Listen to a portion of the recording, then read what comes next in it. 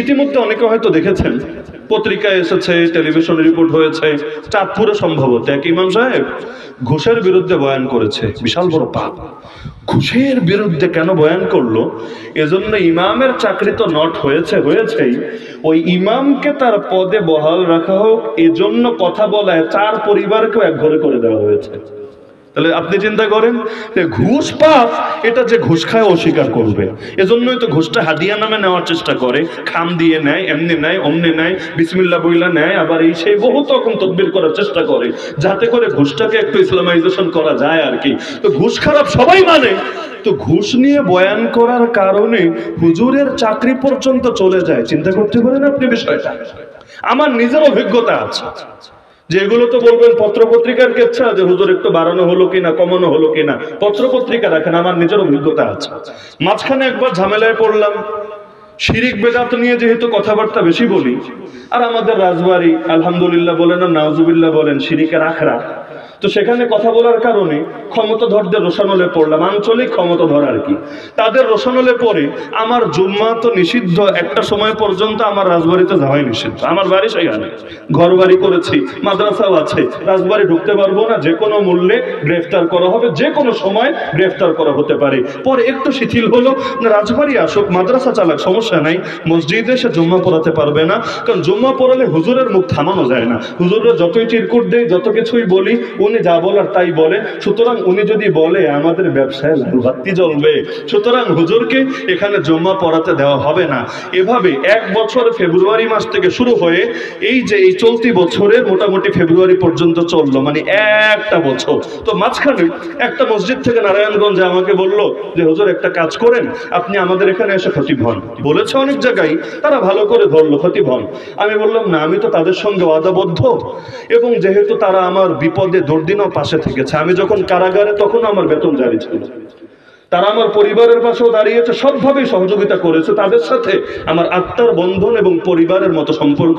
রাজবাড়ি আমার কোনো আত্মীয় স্বজন নাই, আত্মীয় স্বজন তো সব সিলেটে, পড়ে আছি রাজবাড়িতে কেউ নাই, কিন্তু তারপর আল্লাহর বান্দারে এমন ভাবে পাশে থেকেছে যে মাঝে মধ্যে মনে হয় এরা যেন আমার মায়ের পেটের ভাই। তা আমি মানুষগুলোকে ছেড়ে অন্য কোথাও আদা দিতে পারবো না। এতে যদি বলেন 50,000 দিবেন, 1 লাখ টাকা বেতন দিবেন, তাও আমি পারবো না।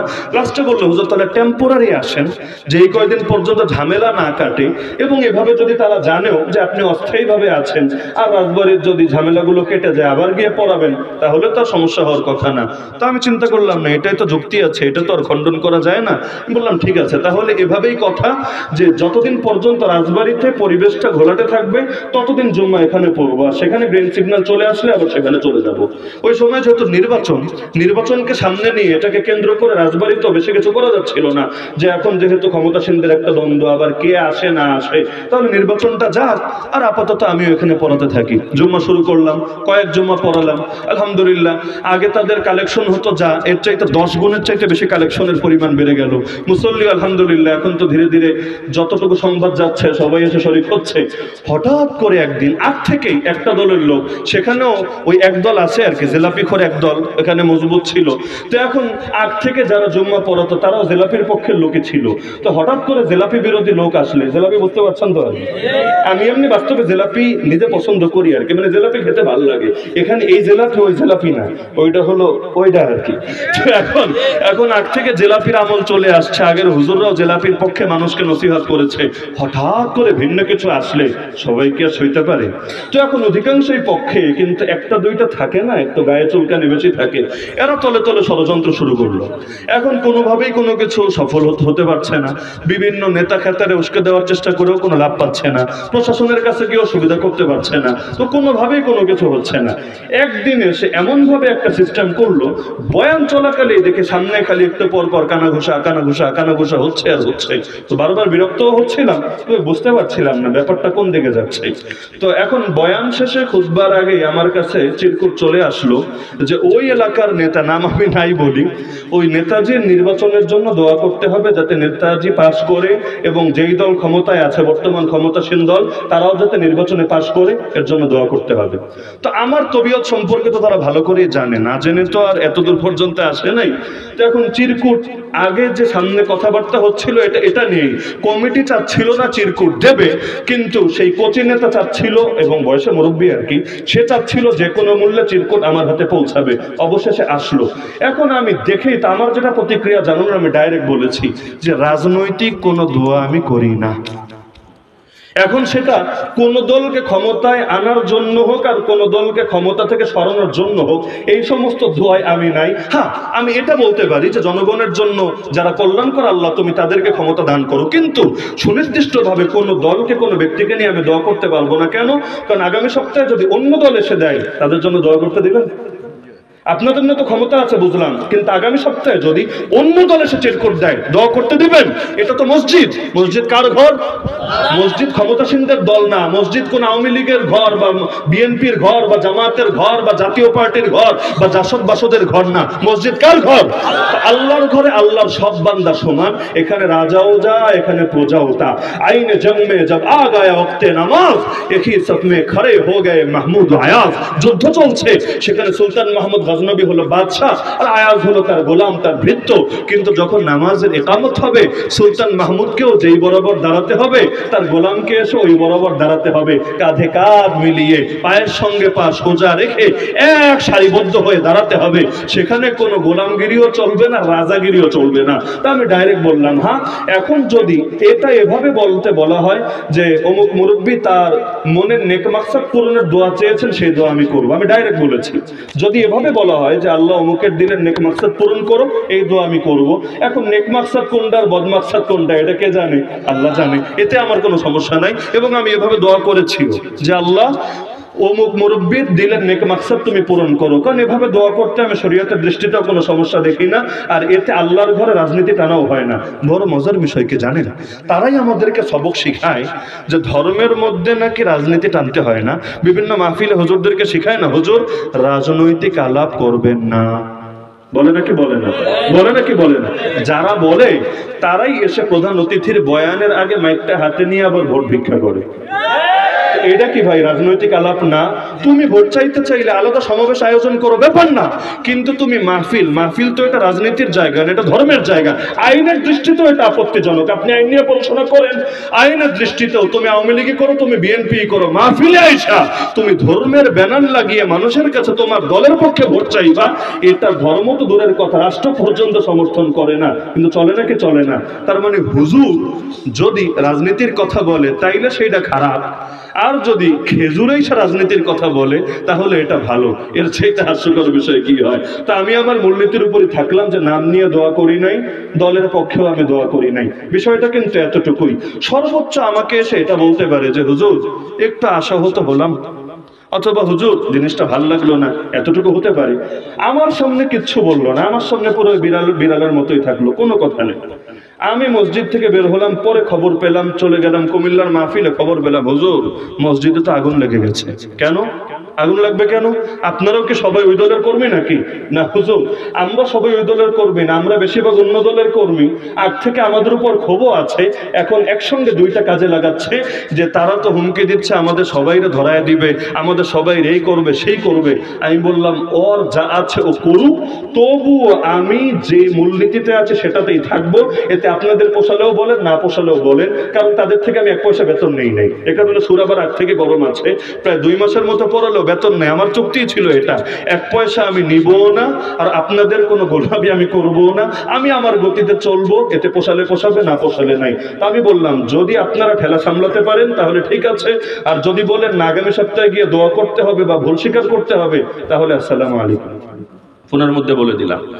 এখন আল্লাহর বান্দারা পত্রিকায় রিপোর্ট করে দিল। ওই পত্রিকার রিপোর্ট মাঝখানে ওই অনলাইনও দেখেছিলাম অনেক ছড়িয়েছিল। রিপোর্ট দিয়েছে আবার ডেঞ্জারাস ভাবে, বঙ্গবন্ধুর জন্য, প্রধানমন্ত্রীর জন্য এবং এমপি সাহেবের জন্য, নাম নাই বলি, তার জন্য দোয়া করলেন না মসজিদের ইমাম, আমার একদম ডাইরেক্ট ছবি সহ। অথচ বঙ্গবন্ধু নিয়ে কোনো ইস্যু ছিলই না, তার নামও নাই এখানে। এবং এখানে রিপোর্টের মধ্যে লিখেছে যে আমরা তো আমাদের এমপি সাহেব অসুস্থতার জন্য দোয়া চেয়েছি, হুজুর সে দোয়া করে নাই। অথচ এখানে অসুস্থতার কোনো ইস্যু ছিল না, ইস্যু ছিল রাজনৈতিক, কয়দিন পর নির্বাচন, সেটার পক্ষে। মানে হইলো বুঝলাম খেলা ঘুরিয়ে দেওয়া হয়েছে। একদিন রিপোর্ট করলো তো করলো, দ্বিতীয় দিন আবার রিপোর্ট করলো, তো আমি আমার গতিতে আছি। মানে আমি বুঝতে পারছি তারা চাচ্ছে ফোন টোন হয়তো দেই বা একটু ভুল স্বীকার করি বা বলি থক্কু পরের সপ্তাহে আমি কাজা কাফারা করে দিব। এখন দেখি কি রে ভাই, ডেইলি একই রিপোর্ট, দাড়ি কমা এদিক সেদিক না, একই রিপোর্ট। ওই নারায়ণগঞ্জের ছোটখাটো একটা পত্রিকা, কেউ চেনেও না, কেউ নাম জানেও না, হয়তো পরিচিত কোনো সাংবাদিক আছে 500-1000 দিয়ে রিপোর্টের উপর রিপোর্ট করাচ্ছে। আমি বললাম না, আমি প্রয়োজনে জুম্মাও পড়াবো না, দোয়াও করাবো না।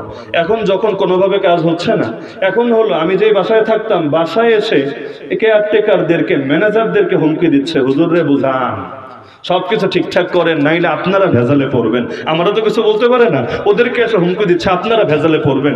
এখন তারাও এসে বোঝাচ্ছে হুজুর একটা দোয়া কইরে দিলে কি হয়। আমি বললাম কেন, যদি আগামী সপ্তাহে অন্য দলের জন্য দোয়া করতে বলে করবেন?